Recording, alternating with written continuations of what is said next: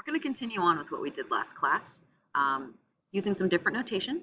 And I am also going to be working through this section where I give you an area that I want under the curve, and then we work backwards to find out what that z-score is going to be. So let's start off here with this one. Okay. So for my notation here, we're looking at the probability of whatever the particular z-score is that we're focusing on being in between 0 and 1.65. So that's what I'm looking at shading-wise. So 1.65, we'll estimate it's right about here, and then 0 is that other boundary. And then we're just going to be looking for the area in between those two values. Okay. So since we're looking at area in between, we are going to be doing some subtracting. Okay. So the first thing I want to do is look at my chart, and I want to find what the area to the left of my rightmost value is. So this is going to be 1.65. That's going to give me my larger value in my chart. So really, I'm just going to set this up here. So z equals 1.65. And then I'm going to be subtracting the area of everything that is to the left of 0. Because I don't want that side. I just want what's in between 1.65 and 0. All right, so let's figure that out. So I'm going to look up 1.65 in my chart. So 1.6, right about here. And I'm going to look at where 0.5 is. So 0.95053. Okay, so that's the area to the left of 1.65. And then I want the probability where z is equal to 0. Now you can see that up at the top of your chart here. Also, you can just know that anytime you're looking on either side of your curve, that area is going to be equal to 0.5. I'll put some zeros at the end just to keep it in the same form. So I'm just going to do some subtraction to find those two, to find that answer. So I'd be getting 0.45053 as the area in between 0 and 1.65.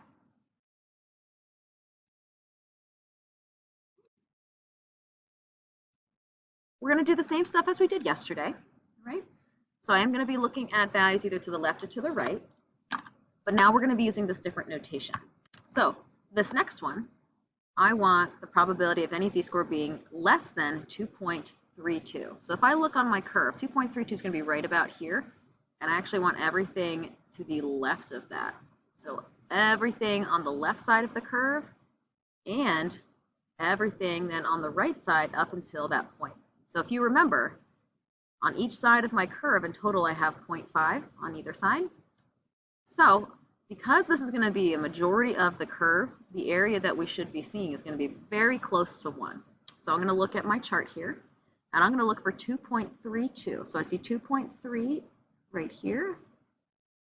I'm going to look at where that lines up with 0.2, and I see 0.98983.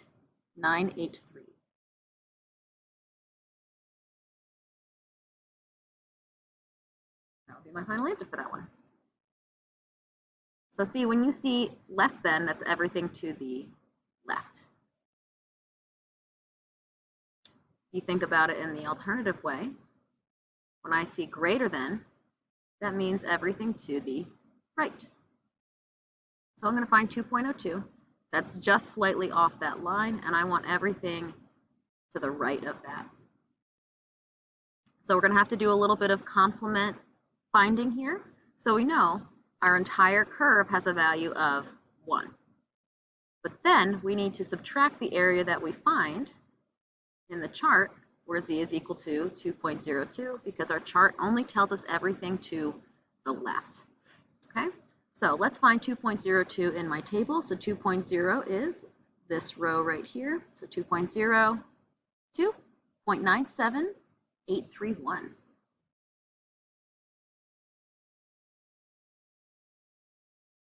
So remember that 0.97831 is this whole area here, this unshaded part. That is not what I want. I want the complement to that. So do a little subtraction here. And I get 0.02169.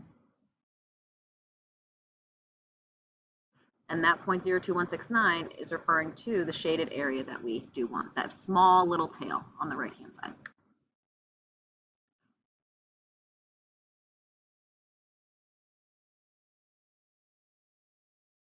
At any point, feel free to pause if you want to try these out on your own, see how you do. Alrighty, next one here, I'm looking at in between two values, I have negative 0.43. So if I were to estimate, it's going to be not exactly halfway between -1 and 0, but pretty close. And 1.68, which would be right about here. And I'm shading in between those two numbers. Okay.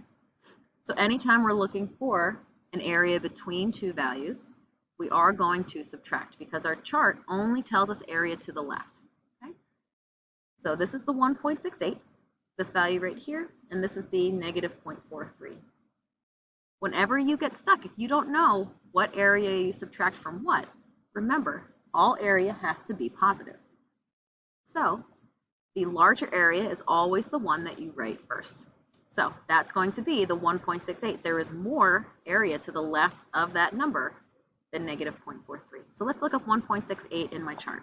So 1.6, we actually already identified that row earlier. So 1.6 will go all the way to 0.8, and I see that as 0.95352.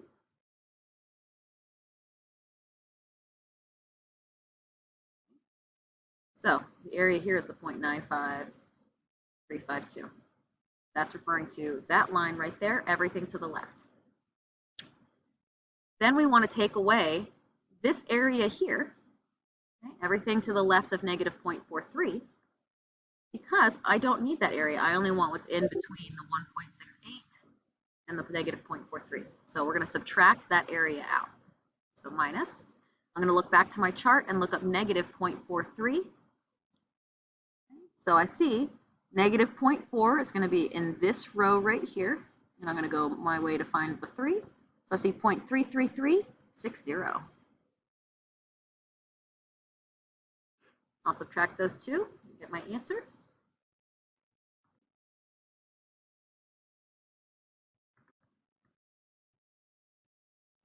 I get this area is 0.61992.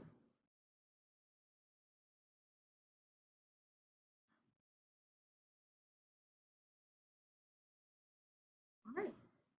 We'll do another one that's similar. Okay, now both of these are actually on the same side of the curve now, so 2.53 is right about here. And then my other value of 0.58, slightly over halfway between 0 and 1. And I'm looking for the area shaded in between those two values. So once again, we're looking at an in between.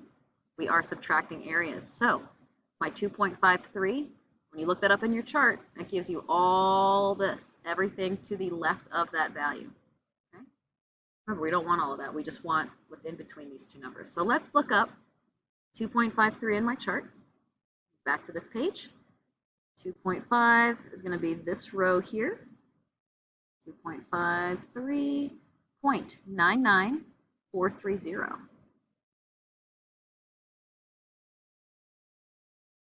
Now I'm going to subtract the area to the left of 0.58. That's everything I do not want. So 0.5 is this row right here. I'm going to look at 0.8. So 0.71904.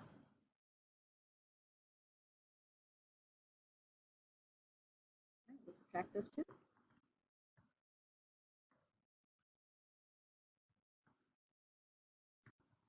All right, and I get a total of 0.27526. And that's the area in between those two values. Hopefully this is starting to become more comfortable for you.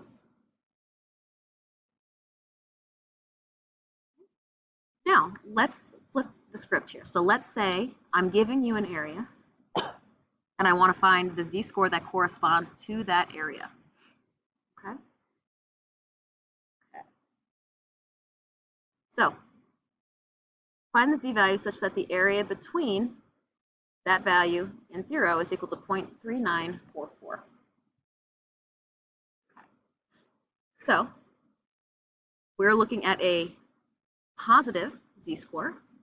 Okay, so notice this is a positive z, not negative. So that means we're looking between 0 and some other number. Okay, and I'm just going to give a little estimate here. Maybe we'll say something right around here. Okay, but the area in between that value and 0, let's just say this is the z. We don't know what it is, but this area is 0.3944. Okay. Now think back to using your chart. I have everything to the left here is 0.5. And then this area is 0.3944. So if I add those two areas together, I would get 0.8944. Okay? So that's everything to the left of whatever this z-score is. So what I want to do now is I want to look in the table for that value. I want to find the closest number that I can, so 0.8944. Okay, so I'm going to go back here, 89, zoom in a little bit. Alrighty, I see 0.89251, 8943. Oh, this would round to 0.8944. So this is the winner. This number right here is the closest to what I have. So let's see what z-score corresponds with that value. So I'm going to go all the way back here. So I see 1.2, and what column am I in? 0.5, 0.05 I should say. Okay. So what is that z-score? Well, I'm going to go back here. That z-score then is equal to 1.25. So I'm just looking to see, switching it up, looking for the area in the center of the table, and then looking to see what row and column it corresponds to. So let's try some more. Okay, it's to the left. So 56. Now keep in mind you have 0.5 on either side. Okay. So 0.5, 0.5 over here. So 56% to the left. That means that z-score is going to be positive since it's over 50% of the area is to the left. Looking at this whole thing here. And this area is 0.5658. So let's look in the chart and find the area that is closest to that number. So 0.56, let's start looking for that. So it's going to be up towards the top. So I see a 5.6 and a 7.4. So I'm looking really in between these two numbers here. Let's see which one is closest. So when you're in between two values, do some subtraction and pick the one that is closest. So 0.56. So that first number is 0.00224 off. So that would be 0.16 of a z-score. Let's subtract this next one and see if it's any closer.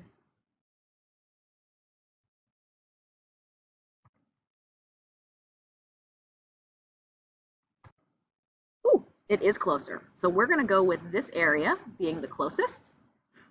So I'm going to actually get rid of that. So this one we found is the closest to that area there. So that z-score then is going to be equal to, remember we'll go back over here, 0.1 and then a 7. So 0.17 is that z-score. Okay. Try out the next one, 0.64. So once again, you're looking over that limit. So it's going to be somewhere over on this side. I'm not sure exactly where it's going to be, but 0.64 is going to be somewhere over here. So let's look up 0.64 in my chart. This one I think is definitely the closest. Okay, so I have 0.64058 as my closest value. And what z-score does that correspond to? 0.3 and then a 6. Okay, so my z-score is going to be 0.36. Okay, give the other ones a shot. I'm going to have to make a new video.